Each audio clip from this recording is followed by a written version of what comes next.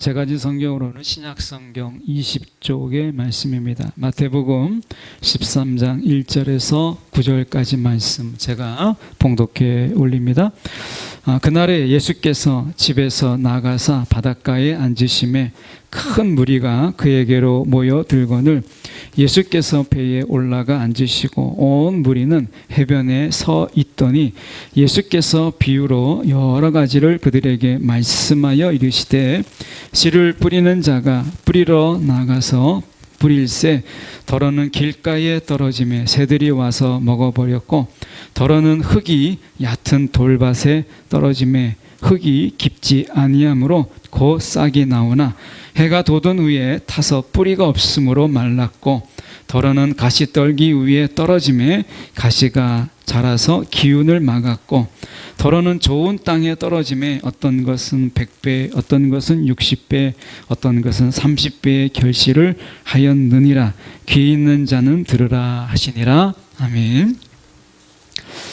오늘 이 말씀 가지고 세상에서 가장 쉬운 이야기, 세상에서 가장 쉬운 이야기라는 제목으로 함께 말씀을 나누려고 합니다. 오늘 본문에 비유라는 말이 나와요. 이 비유라는 말은 헬라어로 파라볼레라는 뜻인데요. 파라볼레라고 불려지는 이 비유라는 이 말은 친숙하지 않는 어떤 것을 설명할 때 이미 이제 친숙한 것으로 친숙하지 않는 것을 설명하려고 하는 일종의 수사법이에요. 그러니까 천국이라고 하는 이것이 당시에는 익숙지가 않는 거죠. 친숙하지가 않은 거예요. 이 친숙하지 않은 것을 이미 생활 속에서 또는 경험하고 알고 있는 이 친숙한 것으로 설명하려고 하는 일종의 수사어법이에요. 이것이 이제 비유라고 하는 것이죠. 근데 예수님께서 이 비유를 통해서 말씀하시려고 할 때에 이 비유는 그냥 쉽게 설명하기 위해서라기보다는 이 의미보다는 어떻게 보면 제자와 무리라고 하는 여기 본문에 무리가 나오고 그 속에서는 제자가 나오거든요. 그러니까 무리와 제자를 구분하는 그 선이 비유예요. 그러니까 단순하게 이해하기 어려운 말을 쉽게 풀려고 하는 의도는 아니라는 거죠. 자, 이런 의미 속에서 비유를 저희가 살펴보려고 하는데 제 제목이 세상에서 가장 쉬운 이야기거든요. 여러분 세상에서 가장 쉬운 이야기가 뭘까요? 어떻게 생각하면 동화, 이솝우화 이런 것도 생각할 수 있지만 세상에서 가장 쉬운 이야기는 내 이야기예요. 내 이야기. 내 이야기는 내가 정말 자신 있게 할 수 있어요. 원고 없어도 할 수 있어요. 여러분 내가 사는 이야기, 나의 이야기는 미리 준비할 필요도 없어요. 나의 이야기가 제일 쉬운 거예요. 나의 이야기가. 그 전에 제가 이렇게 대학원에서 공부할 때 그런 분이 박사 교수님이 하신 이야기가 있어요. 너도 모르고 나도 모르는 게 박사다. 너도 모르고 나도 모르는 게 박사다 그랬어요. 그래서 그게 처음에는 웃고 넘겼는데 진짜 그렇잖아요. 그러니까 나도 모르는 이야기를 너도 모르게 쓰는 게 박사예요. 박사. 제가 대한성서공회에서 이 박사 논문을 제출한 이제 갓 박사 논문을 제출한 사람들이 많은 이제 박사들을 모셔놓고 이제 교수님들이죠. 거기에 박사 논문을 발표하는 자리가 있어요. 이건 이제 개방된 자리인데 제가 이제 거기에 참석을 하면 도대체 무슨 말을 하는지는 모르겠어요. 성경을 읽고 막 성경을 이야기하는데 헬라, 히브리어는 기본이고 라틴어도 나오고요. 영어, 독일어 다 나옵니다. 근데 언어를 몰라서라기보다는 도대체 저분들이 무슨 말을 하려고 하는지를 모르겠는 거예요.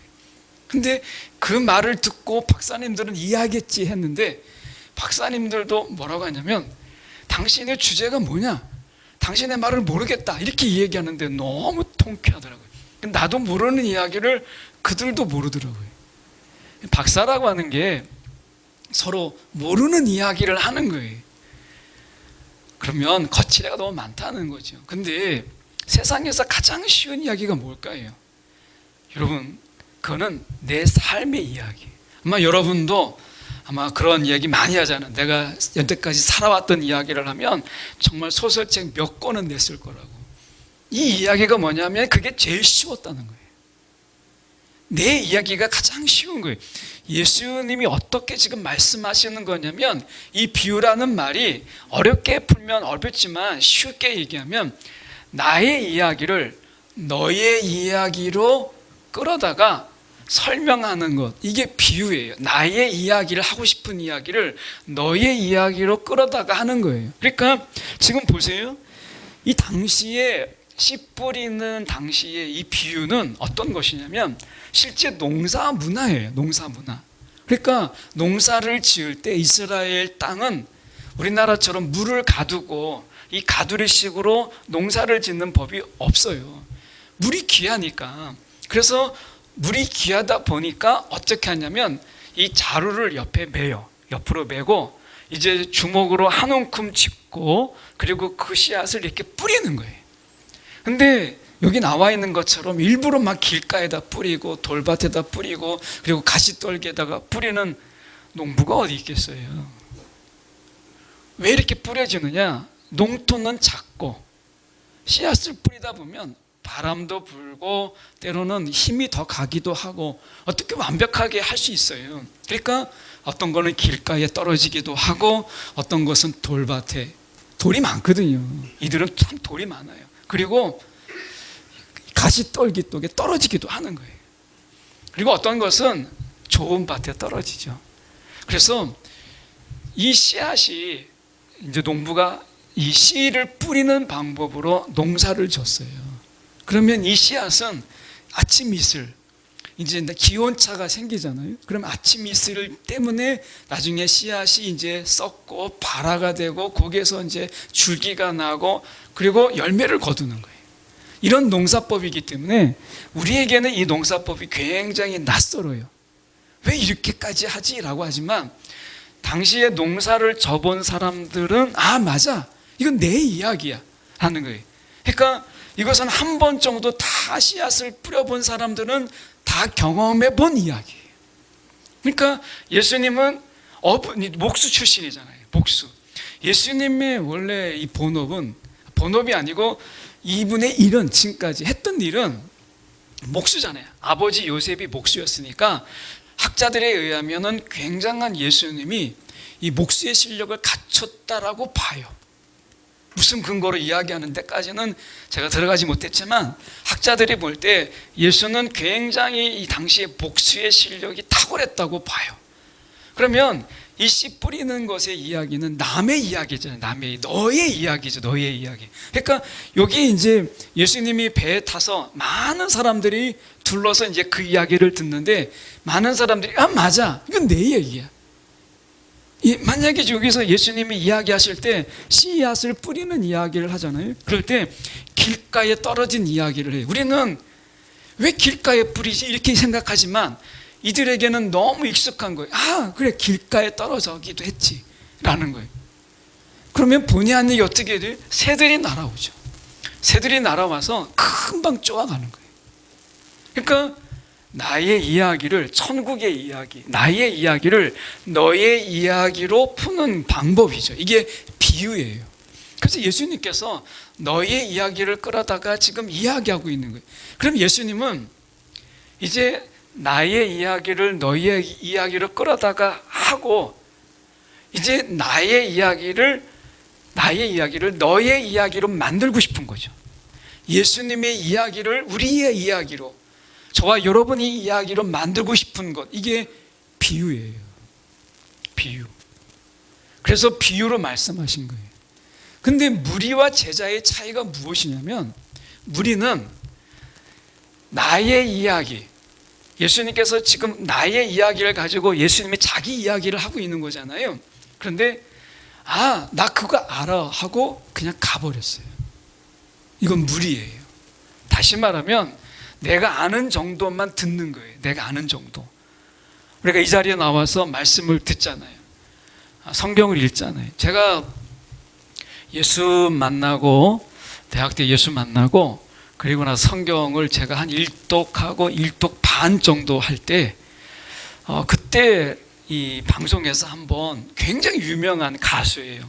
가수가 그런 이야기를 했어요. 자기가 성경을 지금 구독을 마치고 10독째 들어가는데 성경을 이렇게 쭉 읽는 너무 재밌다는 거예요. 그 기자가 물어봤어요. 그러면 그 성경 속에서 예수도 나오고 막 나오는데 그 예수님을 이제 믿기로 한 거냐고 물어봤어요. 그랬더니 이 가수가 뭐라고 이야기했냐면, 내가 9번을 성경을 읽어도 예수는 못 믿겠다는 거예요. 저는 성경을 1독도 하기 전에 예수를 만났는데 성경을 9독을 냈고 이제 10독째 들어가는 그 사람은 예수가 믿어지지 않았다는 거예요. 왜 이런 차이가 있죠? 성경을 많이 읽는다고 예수가 믿어지나요? 그러면 백독한 사람은 믿으면 얼마나 좋겠어요. 성경을 읽는 그 숫자하고 몇 독을 했느냐하고 믿음과 비례하지가 않다는 거예요. 성경을 읽지 말라는 이야기가 아니라 성경을 내가 읽는다고 해서 믿음이 저절로 생기는 건 아니다 라고 하는 거죠. 그러면 오늘 비유 속에서 말씀하시려고 하는 것이 무엇이냐면, 이 비유로 이야기할 때 어떤 사람들은 그냥 내가 아는 이야기, 너무나 익숙한 이야기, 이걸로 듣고 가는 거예요. 여기서 우리가 아까 이제 기도 중에도 보면은 한 주간을 살면서 우리가 그냥 사는 것처럼 보이지만 사실 쉽지가 않거든요. 이 삶 속에서 어떤 분들은 정말 이 한 주간에 정말 내가 죽을 것 같은 고생하다가 오신 분도 있고요. 어떤 분들은 삶 속에서 너무 마음에 막 아파가지고 그러다가 오신 분도 있고, 어떤 분들은 그런 시간은 좀 지나고 이제 숨을 돌리다가 이제 겨우 나오신 분도 있고 그렇습니다. 이게 눈에 보이는 게 전부가 아니거든요. 이 삶이라고 하는 게 눈에 보이는 게 전부가 아니에요. 그럼 누군가가 웃는다고 해서 그 웃음이 전부일까요? 그 웃음 뒤에 있는 슬픔도 있고 괴로움도 있잖아요. 그러니까 인생이라고 하는 건요, 몰라요. 얼굴 봐서 잘 모릅니다. 웃는다고 해서 그 인생이 즐거운 것도 아니고, 그리고 그 사람이 얼굴이 밝다고 해서 그 인생까지 밝은 것은 아니거든요. 그렇기 때문에 어떻게 보면 우리가 이 예수님의 말씀 속에서 내 이야기만 듣고 가는 거잖아요. 내 이야기만 듣고. 아마 이 자리에 우리가 앉아있지만 어떤 거는 공감하는 부분도 있을 거예요. 듣다가 보면. 근데 거기를 넘지 못하는 거예요. 그냥 내 이야기, 공감하는 이야기만 듣고 갈 수도 있잖아요. 그게 무리예요.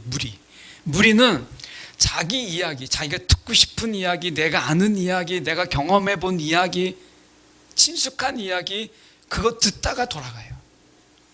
그리고서 이야기하죠. 그 뻔한 이야기를 예수가 한다고. 나도 다 알고 있는 이야기를 예수가 한다고. 그 별거 아니야. 들어봐도 진짜 별거 아니야. 이렇게 돌아가는 거예요. 근데 제자는 그렇지 않아요. 이 이야기 속에서 예수님이 지금 예수님의 이야기가 뭔가가 중요한 거잖아요. 너의 이야기로 나의 이야기를 하고 있기 때문에 예수님께서 지금 말씀하시는 나의 이야기가 뭐냐, 제자들은 이거를 알고 싶어 하는 거예요. 이것을 아는 자가 제자고, 이것을 관심이 없어 하고 그냥 돌아가는 자를 무리라고 해요. 무리도 제자도 예수를 따라요. 따른다라고 하는 공통점이 있지만 그 따름의 깊이가 달라요.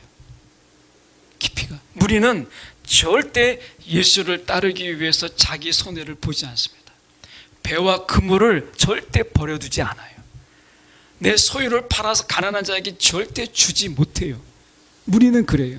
제자는 배와 그물을 버려두고 아버지까지 두고 이 예수를 따라요. 대가 지불이 있다는 거예요.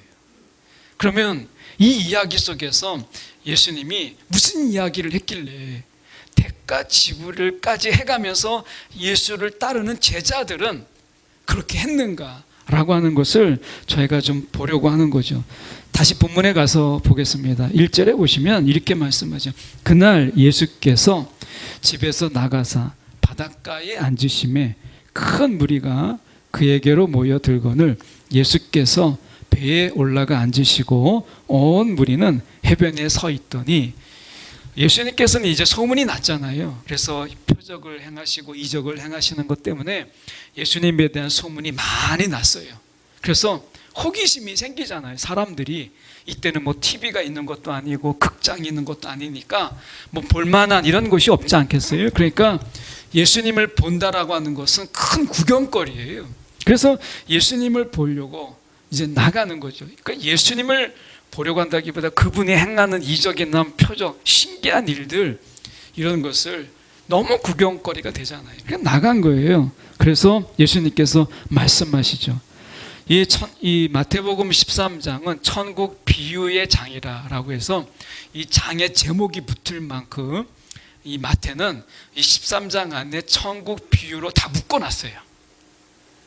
근데 그 중에 하나가 지금 시작되는 게 뭐냐면 씨를 뿌리는 자의 비유, 씨 뿌리는 비유 이렇게 되어 있는데 학자는 어떤 학자들은 이렇게 이야기합니다. 씨 뿌리는 비유라고 하기보다는 좋은 밭의 비유라고 하자. 좋은 밭의 비유. 왜냐하면 뿌리는 곳에 네 군데가 나오는데 딱 둘로 나눠지거든요. 결실을 맺는 곳과 결실을 맺지 못하는 곳.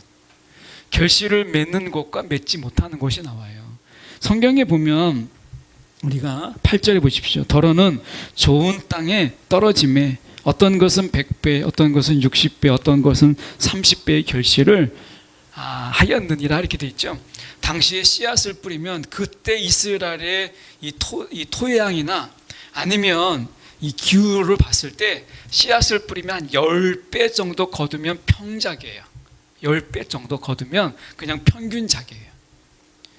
그런데 적어도 30배고 많으면 100배의 결실을 맺는다고 하니까 일반적인 어떤 평균작보다 훨씬 더 많이 열매를 맺는 거예요.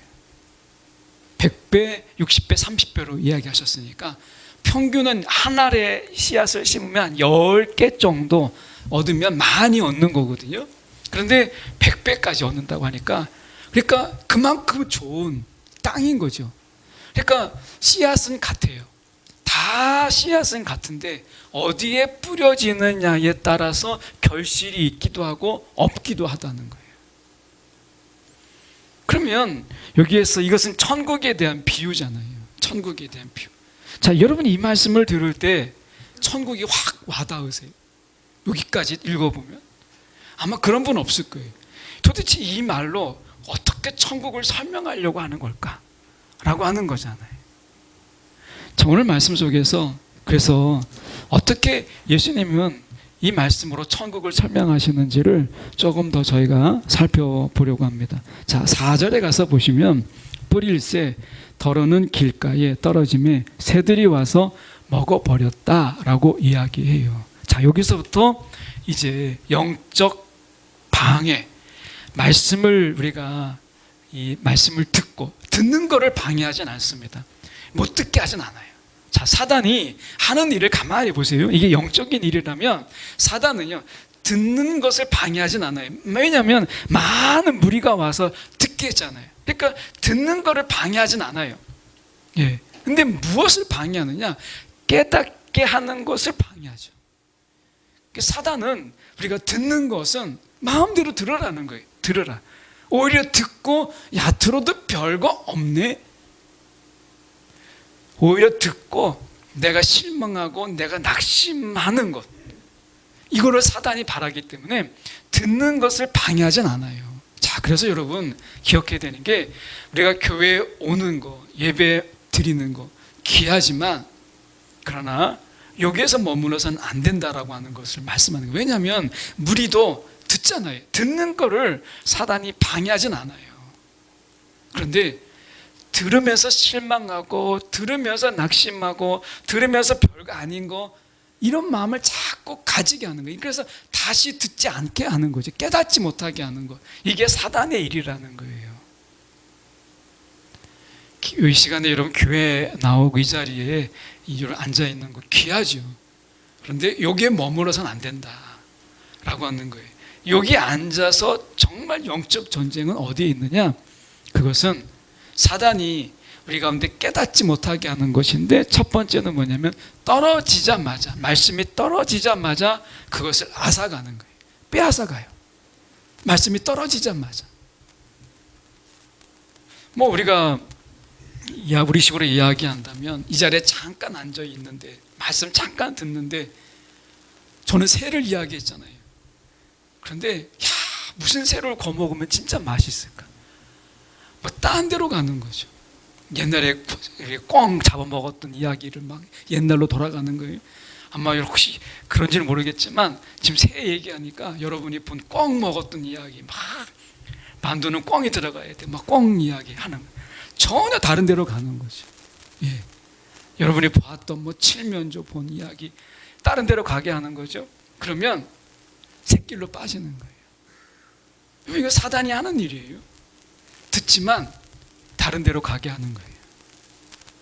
두 번째 보시면 우리가 5절에 더러는 흙이 얕은 돌밭에 떨어짐에 흙이 깊지 아니하므로 곧 싹이 나오나 어떻게 돼요? 해가 돋은 후에 타서 뿌리가 없으므로 말랐어요. 사단의 방해가 뭐예요? 얕은 흙이에요. 뿌리가 깊지 않아요. 신앙의 뿌리가 깊지 않아요. 뿌리를 내리는 거 금방 내리지만 어떻게 돼요? 금방 말라버려요. 여러분 우리의 신앙 속에서 뿌리가 깊지 않은 거예요. 늘 새로운 말씀. 그럼 우리가 저희 목사끼리 하는 농담이 그거예요. 성도들이 너무 감사하다는 거예요. 한 분이 목사님이 이렇게 설교를 준비하다 너무 준비가 안 된 거예요. 바쁜 거죠. 그래서 할 수 없이 옛날에 했던 설교 원고를 가지고 와서 이제 설교를 한 거예요. 근데 성도 중에 한 분이 목사님 손을 들었어요. 용감하죠? 이거 옛날에 했던 설교 아니에요? 그래가지고 들켰어요. 그런 얘기가 있어요. 실제로 교수님이 그랬었어요. 그 교수님이 그래서 내가 자신이 다 이야기하고 너무 내가 이제 논문도 준비하고 뭐 신학기 준비하느라고 옛날에 설교를 했는데 그러니까 이 교수님이 가만히 있으면 안 되잖아요. 여러분이 이 이야기 설교를 들어도 전혀 변화가 없기에 다시 한번 들으면 변화될 것 같아서 다시 한번 하는 거라고 이렇게 둘러대긴 했어요. 근데 그 설교를 아무도 기억하지 못하더라니까. 그분 빼고는. 그래서 목사들이 우리가 그런 얘기를 합니다. 성도들의 망각을 먹고 산다. 그런 얘기를 해요. 설교자들. 성도들이 자꾸 잊어주니까 설교를 또 할 수 있는 거예요. 성도들이 기억을 하면 목사가 죽는데 성도들의 망각을 먹고 산다. 이 우스갯소리로 이런 이야기를 하는 거예요. 이게 뭐예요? 듣고 잊어버리는 거예요. 영적 망각이 있는 거예요. 여러분 이 말씀이 내 것으로 삼는 것이 중요한 거잖아요. 근데 내가 먹고 내가 소화하지 않으면 늘 남의 이야기예요. 남의 이야기. 그러니까 신앙의 뿌리가 깊지 않죠. 그러니까 말씀을 들으면 어떻게 돼요? 늘 새로운 이야기예요. 이건 좋은데 매일 새로워 봐요. 그러면 이거 정말 어려운 이야기예요. 지난주에 한 설교를 기억 못하는 것까지는 괜찮은데 오늘 들으면 또 새로운 이야기, 막 언제 그런 얘기, 처음 듣는 이야기라고 이렇게 하면 얼마나 곤란하겠어요. 여러분 우리가 신앙의 뿌리가 깊어져야죠. 말씀이 우리 속에서 각 이렇게 누적이 되고 그 속에서 우리가 더 깊이 뿌리 내리는 게 필요한 거잖아요. 여러분 우리가 때로는 망각이 필요하지만 때로는 기억이 필요한 거예요. 말씀을 내가 간직하게 될 때에 여러분 그 속에서 뿌리가 내려지는 거죠. 여러분 그래서 어떤 분은 어떤 방법을 했냐면 제가 소개하면 그분의 방법입니다. 말씀을 들어요. 메모를 막 해요. 그리고 이것을 주중에 4번 이상 다른 사람에게 전하는 거예요. 똑같이 자기가 4번 이상을 전하는 거예요. 그래서 그 전에 우리가 셀이나 너나들이 할 때 우리가 설교를 그 리더들이 메모하고 그 너나들이 모임 속에서 내가 설교 요약한 것을 내가 또 한 번 설교를 전하는 거예요. 그러면 그 메모하고 설교를 전했던 그분이요, 그 설교를 기억합니다. 여러분이 메모를 이렇게 하고 그리고 그것을 이제 아이들이나 아니면 다른 사람에게 똑같이 이대로 제가 하는 것처럼이 아니라도 여러분이 소화한 것으로 누군가에게 이렇게 전하잖아요. 그러면 비로소 내 것이 돼요. 그래서 우리가 가르침과 배움 속에서 우리가 언제 내 것이 되느냐 했을 때 배울 때가 아닙니다. 배운 것을 누군가에게 가르칠 때 비로소 내 것이 돼요. 배움에 우리가 어떤 스킬을 보면 내가 듣잖아요. 들으면 알 것 같아요. 다 내 것일 것 같아요. 그런데 그때는 내 것이 아니에요. 들은 것을 가지고 내가 소화해서 누군가에게, 다른 사람에게 가르칠 때 비로소 내 것이 되는 거예요. 예. 아마 장로님께서는 이 강단에 서시니까 너무 잘 이해하실 거예요. 내가 알고 있는 것을 누군가에게 가르칠 때 비로소 내 것이 되는 거거든요. 그래서 여러분, 전도는요, 나를 위해서 필요한 거예요. 다른 사람을 위해서 필요한 게 아니라 나를 위해서 1차적으로 필요한 거예요. 내가 알고 있는 예수, 내가 알고 있는, 내가 경험한 예수를 누군가에게 전할 때 그 예수는 내 속에서 더 깊이 새겨져요. 들은 것은 쉽게 잊어버립니다. 들은 것은. 예. 내가 그 들은 것을 전하고 옮길 때 비로소 내 것이 되는 거예요. 그래서 여러분, 이 설교의 자리, 이 설교의 말씀이 여러분에게 내 것이 되려면 이것을 새겨서 누군가에게, 필요한 사람에게 전해보세요. 다는 아니더라도 요약해서라도, 그러면 그거 내 것이 돼요. 그분은 일주일에 4명 이상에게 꼭 전하는 거예요. 일주일에. 그러면 그게 자기 것이 되는 거예요. 여러분, 그래서 우리가 금방 듣고 우리가 할 수 있는 이야기고, 영화 보면 아마 그런 거 많이 느끼실 거예요. 영화를 우리가 보잖아요. 지금은 이렇게 지하철을 타도 이렇게, 옛날에 아마 그 기억나실 거예요. 공익 광고에 신문을 이렇게 막 펼쳐서 보는 사람들, 지하철에 그 반쯤 접어서 보는 요령, 그래가지고 그 반의 반을 접어서 신문을 보라고, 그러니까 공익 광고에 나올 정도로 옛날에는 신문을 쫙 펴가지고 보는 게 많았잖아요. 지금은 그런 광고가 필요가 없어요. 신문을 보는 사람이 없어요. 지하철을 타도 책을 보는 사람도 없어요. 다 핸드폰이에요. 여러분, 지하철이 도서관보다 더 조용합니다. 얼마나 조용한지 몰라요. 그런 중에 우리가 지금 살고 있기 때문에 우리가 뭔가 이 글을 읽고 그 글을 읽으면서 생각하고 그 속에서 내가 뭔가 감동을 느끼고 하는 이런 시간이 없어요. 영상을 너무 많이 보니까. 영상을 보면 어떻게 돼요? 내가 상상하고 생각할 수 있는 시간이 없어요. 그 다음 영상이 계속해서 밀고 들어오니까 그런 시간이 없어요. 책을 보면 그렇진 않잖아요. 책을 보다가 잠깐 멈춰서 생각도 하고 상상도 하고 또 고민도 하고. 근데 영상은 그렇지가 않아요. 영상은 그래서 사람들을 바보로 만드는 거잖아요. 마찬가지, 우리가 말씀을 들을 때 이 듣는 것은, 제가 여러분에게 말씀을 드리지만 또 그 다음 얘기가 계속 밀려 들어오잖아요. 나중에는 좋다, 오늘 좋았다, 오늘 별로야, 이것밖에 남는 게 없어요. 뭐가 좋았는지 이런 게 없는 거죠. 여러분, 그 피드백의 시간을 가지세요. 여러분이 다시 한번, 이게 유튜브에 올라가잖아요. 그러면 다시 한번 듣고 이것을 메모하고 내 것으로 삼을 수 있는, 놓친 게 뭔가라고 하는 거, 이런 작업들이 필요하다는 거예요. 이 제자들이 복습을 잘했어요. 이 무리와 제자의 차이를 제 식으로 표현하면, 무리는 복습이 없어요. 근데 제자는 복습이 있어요. 이거 끝나고 나서요, 예수님께 따로 가서 묻습니다. 이게 무슨 의미냐고 제자들이 물어요. 이게 뭐겠어요? 복습이죠. 신앙의 복습이 필요합니다. 말씀을 듣고 있잖아요. 듣고 나서 여러분, 성령께 물으세요. 기도 가운데 오늘 말씀을 들었는데 이게 지금 나에게 오늘 왜 이 말씀을 내게 듣게 하셨는지, 이 말씀이 내게 왜 필요한지 내가 잘 모르겠어요.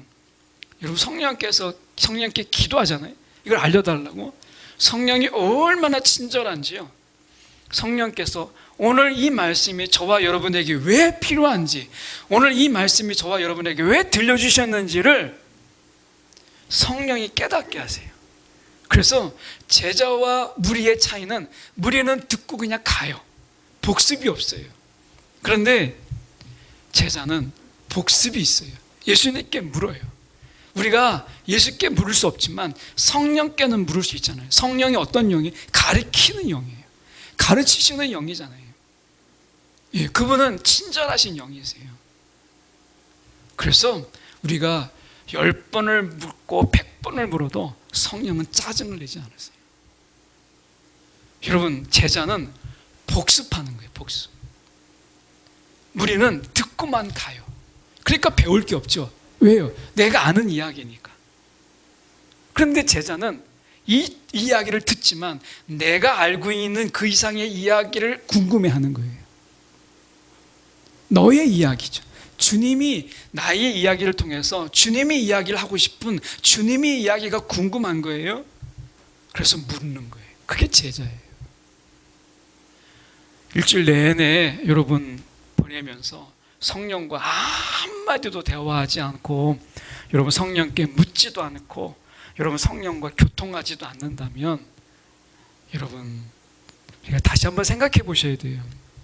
성령과 우리가 자꾸 묻고 이야기하고, 내가 알고 있는 말씀 속에서 이 말씀이 이렇게 들었는데 이게 나에게 어떻게 적용해야 되는지를 물어보세요. 그러면 그분이 말씀하세요.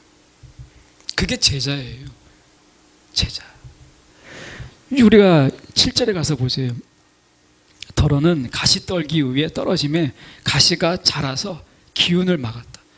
여러분, 우리가 이 잡초나 이런 이 가라지 피라고 하죠. 이 피가, 제가 농화를 갔었는데, 대학 때 농화를 갔는데 모내기하고, 그리고 좀 지나서 이제 피를 뽑으러 갔는데, 그분이 농부가 알려주셨거든요. 이게 피다, 이거는 저 벼다 알려줬는데, 그게 금방 가서 그게 구분이 안 되더라고요. 제가 가서 다 뽑아놓은 것은 놀랍게도 다 벼인 거예요. 농부가, 그분이 맡겼던 분이 너무 당황스러워서 저에게 특별히 부탁을 해서 넌 하지 마라. 특별히 부탁을 하더라고요. 그 정도로 구분이 안 되는 거예요. 근데 정말 놀라운 게 뭐냐면, 결실을 맺는 것은요, 가꾸어야 돼요. 근데 결실이 안 맺는 이런 잡초 같은 것들은요, 사람의 손길을 미치지 않아도 너무 잘 자라는 거예요. 놀랍잖아요. 그러니까 여기 보세요. 지금 더러는 가시떨기에 떨어짐에 가시가 먼저 자라잖아요. 가시가, 씨앗도 있고 지금 가시떨기 위에 가시가 있는데 어느 게 먼저 자라요? 가시가 더 왕성하게 자라요. 그래서 기운을 막은 거예요. 우리가 아까 염려, 근심 했잖아요. 여러분, 염려, 근심이 우리 속에서 얼마나 빨리 자라요. 우리 불안, 이 초조한 거. 여러분, 우리 안에 씨앗이, 사단이 딱 씨앗만 떨어지고 하잖아요. 그러면 염려가 알아서요, 얼마나 빨리 자라는지, 말씀이 자라는 속도를 너무나 앞질러요. 염려가 우리가 딱 떨어지잖아요. 불안하다. 그러면 그 다음부터는 아무것도 못하잖아요. 불안하니까. 사단이 뿌려놓은 게 얼마나 생명력이 강한지 몰라요. 그래서 말씀을 다 빼앗기는 거예요. 이게 영적 싸움 아니겠어요? 그래서 여러분, 천국의 비유를 이야기할 때 이 의미가 무엇이에요? 이 땅에서 하나님께서는 이 천국의 씨앗을, 복음의 씨앗을 뿌리는 것으로 우리를 천국으로 만들고 싶은 거예요. 우리 마음을. 그래서 하나님 방법이 무엇이냐면, 우리 마음속에 씨앗을 뿌리는 이 더딘 방법으로, 생명력 있는 방법을 하신 거예요. 저와 여러분 속에서, 삶의 자리 속에서, 여러분의 가정과 마음 속에 지금 하나님께서 어떻게 천국의 씨앗을 뿌리고 계시잖아요. 그거 잘 가꾸고 계십니까? 제가 2층에 제 사무실에 화분 하나가 죽었어요. 이게 동양란인데 꽃도 잘 피고 있었는데, 한 번은 이 물에다 담궈 놓는다는 거를, 이게 시간이 급해서 물을 뿌려도 되겠지 싶어가지고, 기왕에 젓는 거 똑같은 거니까, 그래서 물을 푹 담궈 놔야 되는데 그냥 수돗물에 물 뿌린 거예요. 그 다음부터 시름시름 알더니 이파리가 하나 둘씩 떨어지더니 결국에는 죽어버렸어요. 이게 얼마나 속상한지. 그게 그래도 몇 개월 키웠던 건데 그냥 죽은 거예요. 제가 그때 그걸 깨달으면서 느끼는 게 무엇이냐면, 생명의 방법을 지켜야 돼요. 절차를. 이거를 무시하면 죽는 거예요. 하나님이 놀랍게도, 하나님의 방법은 우리의 마음을 다 그냥 갈아엎어가지고 오늘부터 천국 이렇게 하지 않으셨어요. 천국의 씨앗을 우리 마음속에, 가정 속에 뿌리시고 이것이 사람을 통해서 천국이 이루어지는 이 더딘 방법을 통해서 우리 마음에 천국이 임하도록 하셨어요. 이게 하나님의 지혜죠. 우리가 볼 땐 답답한 거예요. 하나님 이렇게 더딘 방법으로 그냥 하루아침에 다 밀어버리고 건물 질 때도 그렇게 안 하는데, 하나님은 건물을 짓는 게 아니고 우리 가운데 이 정원을 만드는 거예요. 하나님이 정원을 만드는 방법은 씨앗부터 시작하는 거예요. 여러분 어떻게 가꾸고 계세요? 우리가 8절에 보면 이렇게 말씀하시는 거예요. 더러는 좋은 땅에 떨어짐에 어떤 것은 100배, 어떤 것은 60배, 어떤 것은 30배의 결실을 하였느니라. 이 속에서 신명기 말씀이 좀 이 말씀을 이해하는 데 도움이 될 것 같아요. 신명기 말씀에 보면 이런 말씀이 있습니다. 1차 출애굽 받던 1차 출애굽 세대는 놀랍게도 가버나움에서 다 죽었어요. 그리고 이제 2차 세대가 이제 가나안 땅에 들어가려고 할 때 그들에게 설교했던 것이 신명기서거든요. 근데 신명기서에서 모세가 이런 이야기를 합니다. 29장에 보면 이것은 이스라엘과 호렙산에서 맺으신 언약 외에 여호와께서 모압에서 신광야에서 이스라엘과 맺으려고 모세에게 명령하신 언약의 말씀들이다. 그러니까 언약의 1세대들은 다 죽었기 때문에 이제 모압 광야, 다시 말해 신광야라고 하는 곳에서 다시 2세대들에게 언약을 다시 맺는 가운데 이야기하는 거예요. 그러면서 모세가 이렇게 이야기합니다. 여호와께서 애굽 땅에서 바로에게 그의 신하들에게 온 땅에 하신 모든 것을 그들이 눈으로 보았으나, 너희의 선조들이 눈으로 보았으나, 그들이 똑똑히 보았잖아요. 큰 시험과 이적과 놀라운 기사들을 다 보았잖아요. 10가지 재앙부터 시작해서 홍해바다가 갈라지는 것까지 다 보았잖아요. 그런데 모세가 뭐라고 얘기했냐면 오늘까지 여호와께서는 너희에게 깨닫는 마음이나 볼 수 있는 눈이나 들을 수 있는 귀를 주지 않으셨다. 보아도 본 게 아니고 들어도 들은 게 아니라는 거예요. 뭐예요? 깨닫게 해주셔야 된다는 거예요. 깨닫게.